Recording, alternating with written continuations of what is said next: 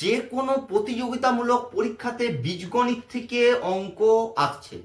বীজগণিতের একটা ট্রেন্ড এসছে যে বীজগণিত থেকেও কিছু অঙ্ক বা কিছু প্রশ্ন যে কোনো প্রতিযোগিতামূলক পরীক্ষাতে বা কম্পিটিটিভ এক্সামে কিন্তু আসছে। তো রেলওয়ে হোক, ডাব্লিউপি হোক, কেপি হোক, স্টেট পিএসসি, যে কোনো কিছুতে অঙ্ক আসছে। সেই রকম একটা বীজগণিতের অঙ্ক যেটা প্রিভিয়াস ইয়ার একটা ইম্পর্টেন্ট পরীক্ষা, যেটা যে ডাব্লিউবিসিএস মেন্স 2018-তে এই কোশ্চেনটা পড়েছে। তাহলে এই টাইপের প্রশ্ন কিন্তু তোমাদের যে কোনো পরীক্ষায় আসতে পারে। এই টাইপের প্রশ্ন সলভ করার খুব সহজ একটা প্রসেস আমি তোমাদেরকে শেখাচ্ছি। দেখো অঙ্কটা প্রথমে পড়ি। যদি x cube plus 6x square plus 4x plus k k x plus 2 দ্বারা ভাগ করা যায় তবে কে এর মান কত হবে? ঠিক আছে, এখান থেকে দেখো, ভালো করে দেখো, যেটা দিয়ে ভাগ করা যাবে সেটা ইকুয়াল টু, প্রথমে আমি 0 লিখে দেবো। তাহলে x প্লাস 2 ইকুয়াল টু 0, তাহলে x ইকুয়াল টু কত হচ্ছে? -2। এরপরে -2টা এখানে পুট করব।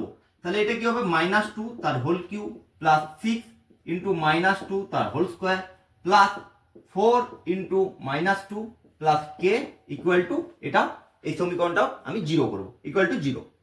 ক্লিয়ার?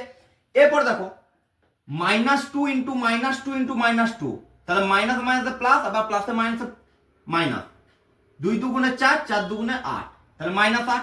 এটা দেখো মাইনাস মাইনাসে প্লাস, যেহেতু স্কোয়ার আছে, 2 দুগুণে 4, 4 6 24, এখানে -8 প্লাস কে সমান 0।